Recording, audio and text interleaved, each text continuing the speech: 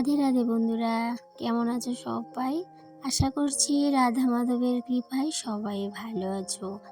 গিন্নিশালা রান্নাঘর ব্লগসের তরফ থেকে আমি রূপা আবারও তোমাদের সবাইকে অনেক অনেক ভালোবাসা ওয়েলকাম জানিয়ে আজকের এই বৃষ্টি ভেজা সকালটা শুরু করলাম। সকাল সকাল ঘুম থেকে উঠেই আকাশের হাবভাব দেখেই বুঝে গেছিলাম আজকের দিনটা ভয়ঙ্কর হতে যাচ্ছে। আজকে সারা দিন প্রচুর বৃষ্টি হয়েছে। তবে এই কটা দিন ধরে প্রচুর বৃষ্টি হচ্ছে, একটা দিনও মিস যাচ্ছে না, এত বৃষ্টি হচ্ছে। বৃষ্টির দিনে খিচুড়ি খেতে ভালোবাসে না এমন মানুষের সংখ্যা আমার মনে হয় খুবই কম আছে। তবে হ্যাঁ, আমারও ভীষণ ভালো লাগে। তবে আজকে ভাবলাম খিচুড়ি করব, তো তার আগে সকালের চাটা খেয়ে নেওয়া যাক। তো এইদিকে কারেন্ট নেই, আর বৃষ্টির দিনে তো একটাই সমস্যা, কারেন্ট থাকে না, জল থাকে না। তো এইদিকে কারেন্ট ছাড়াই আজকে ভিডিওগুলো শ্যুট করছিলাম। আজকে চড়া বানিয়ে নিচ্ছি চায়ের সাথে খাবো বলে। তবে হ্যাঁ, এই চড়াটা করলে সঙ্গে সঙ্গেই কিন্তু খেয়ে নিতে হয়। আর যদি ভাবি যে চড়াটা করব তারপরে চা করব, তাহলে বেশ হয়ে গেল। এদিকে চা খাওয়া হয়ে গেছে, তারপরে 2 ঘরের বিছানাপত্র গুছিয়ে নিয়েছি। তবে হ্যাঁ, মাঝে মধ্যে কিন্তু কারেন্ট আসছিল যাচ্ছিল, এই করছিল। এদিকে হাতে একটা কাজ নিয়ে বসে থাকলে তো চলবে না, সেই জন্য গ্যাসে কিন্তু কুকারের মধ্যে খিচুড়িটা বসিয়ে দিয়ে আসলাম, যাতে করে এদিকে খিচুড়িটা হয়ে যাক আর এইদিকে আমি ঘরের টুকিটাকি কাজগুলো করে নিতে পারি। তবে হ্যাঁ, অনেকগুলো বাসন জমিয়ে নিয়েছি, আর বৃষ্টিটা মোটামুটি এখন একটু কমই আছে। এখন কিন্তু খিচুড়িটা নামিয়ে আমি কিন্তু বাসন কুসনগুলো কিন্তু ফাঁকে ধুয়ে নিয়ে এসেছি। তারপরে এদিকে বসিয়ে দিলাম আলু ভাজা। আর আজকে না খিচুড়ি খাওয়ার মতো ঘরে তেমন কেউ নেই, ছেলে খেয়ে নিয়েছে বড় জায়ের ঘরে, আর হাজব্যান্ড বাড়িতে নেই। তো যাকে তাই জন্য নিজের জন্য একটু খিচুড়ি আর আলু ভাজা নিয়ে নিলাম। তারপর যেহেতু বৃষ্টি থেমেছে, ভাবলাম এই বারান্দাটাকে একটু মানুষ করি। একদম কি অবস্থা হয়ে আছে দেখো, ঘরটা যেমন তেমন, বারান্দার উঠোনের অবস্থা খুবই ক্রিটিক্যাল হয়ে আছে। জানো বন্ধুরা, এই কটা দিন ধরে এত বৃষ্টি হচ্ছে, আর আমি কিন্তু প্রত্যেক দিনই বারান্দাটাকে 2 থেকে 3 বার পরিষ্কার করি। আবার বৃষ্টি আসছে, আবার কিন্তু বারান্দাটা ভরে যাচ্ছে, তো এই অবস্থা চলছিল। তো আজকে সকাল থেকে মনে মনে প্ল্যান করে নিয়েছিলাম, আজকে যতই বৃষ্টি হোক, আজকে যতই বারান্দা ভরে থাক, আমি কিন্তু পরিষ্কার করব না, ওই যে একেবারে শেষের দিকেই পরিষ্কার করব। কারণ এতবার করে পরিষ্কার করা সম্ভব না। তবে এতদিন কিন্তু ঠিকই আমি করছিলাম। আজকে প্ল্যান করেছি, আজকে আর এই যে ডাবল খাটনিটা একদমই করব না। কিন্তু করব না বলি, তারপরক্ষণেই কিন্তু আবার এই থেকে 2 থেকে 3 বার পরিষ্কার করার কাজে লেগেই পড়ি। এদিকে রান্না বান্নারও কিন্তু একটা চিন্তা আছে। তারপরে ভাবলাম আজকে যেহেতু খিচুড়িটা করে নিয়েছি, তাই জন্য আজকে রান্নাবান্নাটা করব না, একেবারে রাতের রান্নাটা বিকেল সেরে নেব, সেটাই প্ল্যান। আর এদিকে দেখো আবারও বৃষ্টি চলে আসলো, তাই জন্যই কিন্তু আমি বারান্দাটাকে পরিষ্কার করিনি। কেন কি, এখন যদি বারান্দাটাকে পরিষ্কার করতাম আবার কিন্তু বারান্দাটা একই অবস্থা হয়ে যেত। তো যাই হোক, এদিকে দেখো রাস্তাটা যেহেতু বাড়ি থেকে উঁচু, তাই জন্য রাস্তার যত জল আছে সব জল কিন্তু বাড়িতে চলে আসে, আর সমস্ত জল আমাদের ঘরের দরজার সামনে কিন্তু এসে জমে থাকে, মানে এত অবস্থা খারাপ হয়ে যায়। তো আর এইদিকে এই জায়গাটা কিন্তু যখনই বৃষ্টি আসে এই জায়গাটাকে একটু ড্রেনের মতো করে দিতে হয়, আর জলটা তাহলে আর বাড়িতে আসে না। কিন্তু এই যে সকালবেলা একবার করে দিয়েছিলাম, আর যেহেতু এটা বালু মাটি, তাই জন্য কিন্তু ওই যে যখন জলটা আসে আস্তে আস্তে কিন্তু এই যে ড্রেনটা করে দেওয়া হয়, তো সেটা আবার কিন্তু বদ্ধ হয়ে যায়। তো সেটাই কিন্তু যতবারই বৃষ্টি আসে ততবারই কিন্তু করে দিতে হয়। সকালে একবার করে দিয়েছিলাম আর ভিজে গিয়েছিলাম, তো এখন আবার করে দিচ্ছি। তো হাজব্যান্ড বাড়ি থাকলে অবশ্য ও হাজব্যান্ডই করে দিত।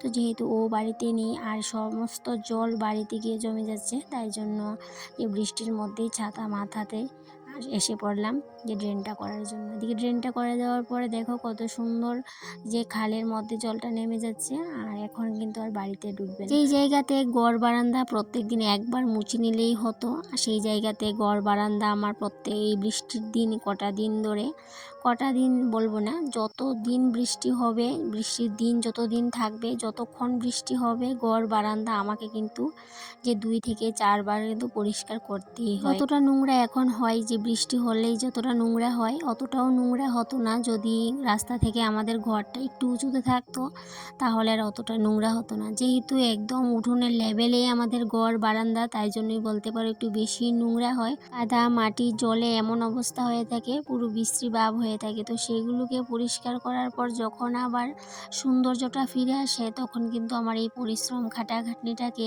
একদমই গায়ে মাখি না, তখন আর এই পরিশ্রমটাকে পরিশ্রমই মনে করি না।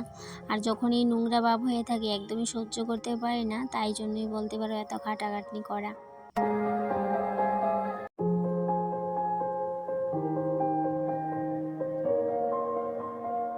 এই কটা দিন ধরে এত বৃষ্টি ছিল, তো সেই জন্য কিন্তু আমি একদিনই ব্লগ শ্যুট করেছি, তারপর কিন্তু আর কোনো রকম বৃষ্টির ব্লগ শ্যুট করিনি, কারণ কি এতটাই ব্যস্ত ছিলাম। তো তাই জন্যই বলতে পারো ওই যে ব্যস্ততা বলতে কি এই যে কাজকর্ম করা, সারাক্ষণ এদিকে পরিষ্কার করা সেদিকে পরিষ্কার করা, তো সেই জন্যই বলতে পারো ব্লগগুলো আর শ্যুট করিনি। তো একদিনের এই ব্লগগুলো শ্যুট করে তোমাদের সাথে শেয়ার করে নিলাম যে বৃষ্টির দিনে আসলে আমাদের কি কাজ থাকে, বাইরে কাজ না থাকলেও ঘরের কাজগুলো দেখো কত ভয়ঙ্কর হয়ে থাকে। এদিকে উঠান ঝাড় দেওয়া তো আজকে আর হবে না, আজকে কেন এই যে কটা দিন ধরে কোনো উঠান ঝাড় দেওয়াই হচ্ছে না, তবে মাঝে মধ্যে উঠোনের পাতাগুলোকে উঠিয়ে ফেলে পরিষ্কার করে নিই, কারণ ঝাড় দেওয়ার অবস্থা যেহেতু নেই, মানে কাদা মাটি অবস্থা খুবই খারাপ হয়ে আছে, সেটা তো তোমরা দেখতেই পেলে। আর এদিকে যেহেতু আমরা আমাদের গ্রামের বাড়ি আর আমাদের কিন্তু আলাদা কোনো স্টোর রুম নেই, তো কিছুটা কাজের জিনিস যেগুলো সবসময় আমাদের কাজে লাগে না আবার কিন্তু মাঝে মধ্যে কাজে লাগেও, তো সেইগুলো কিন্তু এই যে বারান্দার মধ্যে কিছুটা রেখে দিয়েছি, আর কিছু ঘরে সাইডে বাইডে রেখে দিতে হয় যেহেতু আমাদের গ্রামের বাড়ি। জানো বন্ধুরা, গাছের আমগুলো না একটু হলদেটে ভাব হয়ে আসছে, মনে হচ্ছে কিছুদিনের মধ্যেই পেকে যাবে। তো অনেক দিন ধরে অপেক্ষা করছিলাম কখন যে আমগুলো পাকবে, তো এখন মনে হচ্ছে আর বেশি দিন অপেক্ষা করতে হবে না। তবে আমগুলো পাকার পর সবার প্রথমে কিন্তু ঠাকুরকে দেব, কারণ সেটাই নিয়ম, ঠাকুরকে প্রথমে দিতে হবে, তারপর আমরা খাবো। তো যাই হোক, এদিকে দেখো কথা বলতে বলতে পুরো বারান্দা ক্লিন করে মুছে নেওয়া হয়ে গেছে। এবার কিন্তু বিকেলে কী যে রান্না বান্না করব সেটাও কিন্তু ভাবছিলাম, এই যে যেহেতু ঘরে সবজিপাতি কোনো কিচ্ছুই নেই, তো আজকে বলেছিল বিকেলবেলায় বাজার সাজার করবে, তো আজকে যেহেতু বিকেলবেলা করবে তো এখন কি রান্না করব সেটা নিয়েই ভাবছিলাম। তো সকালে তো খিচুড়ি আলু ভাজা করে নিয়েছিলাম, আর দুপুরে তো ভাবলাম কি করব কি রান্না করব সেটাই ভাবছিলাম, তো ভাবতে ভাবতে একটু আলু সিদ্ধ ভাত করে নিয়েছিলাম। তারপর ঘরে যেহেতু সবজিপাতি নেই, তো আলু আছে, তো আর ভাবলাম যেহেতু আমাদের কুমড়া গাছগুলো একটু বড় হয়েছে তো সেগুলো কেটে নেওয়া যায়। ফাইনালি আজকে কুমড়োর আগাগুলো কেটে নিয়েছি, তবে সবগুলো আগা কাটিনি, তো যে আগাগুলো কেটেছিলাম সেগুলোর মধ্যে না আবার একটা ছোট্ট মতো কুমড়া এসেছিল। প্রথমে তো কুমড়াটাকে আমি দেখিনি, তো যখন কাটলাম তখন দেখি হঠাৎ এটার মধ্যে একটা ছোট্ট কুমড়া, তো অনেকটাই দুঃখ লাগছিল, মনে হচ্ছিল কি হয়তো বা কুমড়াটা বড় হতো, কিন্তু আবার পরক্ষণই মনে হলো হয়তো এই কুমড়াটা টিকতো না, যেহেতু এই বীজগুলো যেহেতু এমনিতেই উঠেছে আর বীজগুলো তেমনটাও কিন্তু পোক্ত হয়নি। ছোটোবেলা থেকেই কৃষিকাজ যেহেতু দেখে এসেছি বাবার বাড়িতে, তো তাই জন্য কিন্তু আমার এই কথাটা জানা যে যেই বীজগুলো পাকাপোক্ত হয় না সেই বীজগুলো থেকে গাছ হলেও সেই গাছের ফলগুলো কিন্তু টিকে না, ফল যদি আসেও গাছে তারপরেও কিন্তু সেই ফলগুলো একদমই টিকে না। তো সেটা আমি মায়ের মুখ থেকে শুনে এসেছি, তাই জন্যই কিন্তু বলতে পারো পরক্ষণে আর এতটাও কষ্ট লাগছিল না।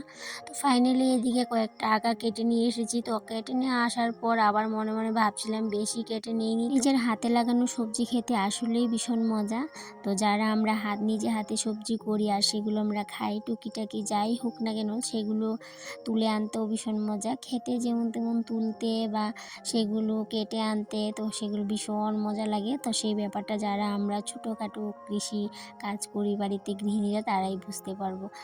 তো যাকে এদিকে দেখো তারপর স্নানে চলে যাব, তার আগে ভাবলাম উঠোনের পাতাগুলোকে একটু জমিয়ে রাখি, আর যেহেতু অনেকটাই রোদ উঠেছিল, মানে ভালোভাবেই উঠানটা একটু শুকিয়ে গিয়েছিল, যেহেতু বালি মাটি আর বালি মাটি কিন্তু চটপট করেই শুকিয়ে যায়। তারপর স্নান দান করে আমি একটু খিচুড়ি খেয়ে নিয়েছিলাম, আর এদিকে হাজব্যান্ডও খেয়ে নিয়েছিল একটু আলু সিদ্ধ ভাত, আর একটু সাথে খিচুড়িও খেয়েছিল, তো ছেলেও সেটাই খেয়েছিল। আর এখন ভাবছি বিকেলের মানে রাতের রান্নাটা করে নেব বিকেলে। তো কাজের মাঝখানেও কিন্তু আমরা কুমড়ার ডুগাগুলোকে বেছে নিয়েছিলাম, কারণ যেহেতু আমি আর হাজব্যান্ড দুজনে মিলেই বসেছিলাম, আধ ঘন্টার ভিতরেই কিন্তু সেগুলোকে বেছে নিতে পেরেছিলাম। তবে এই ডুগাগুলোকে পরিষ্কার করতে ভীষণ কষ্ট হয়েছিল, কারণ এই ডুগাগুলোর মধ্যে অনেক বালু ছিল, আর যেহেতু এতদিন বৃষ্টি হয়েছে অনেক বালু ছিল আর অনেকটাই কষ্ট হয়েছিল। ডুগাগুলি আজকে শিম বীজ দিয়ে শুটকি দিয়ে রান্না করব, তাই জন্য শিম বীজ এদিকে বসিয়ে দিলাম, আর এদিকে ডাল রান্না করেছি, আলু ভাজা তো সকালে করে নিয়েছিলাম, সেই সাথে ভাতও করে নিয়েছি, আর এদিকে কিছুটা লাউ পাতা ছিল যেগুলো নষ্ট হয়ে যাচ্ছিল, তাই জন্য নিজের জন্য একটু করে নিয়েছিলাম।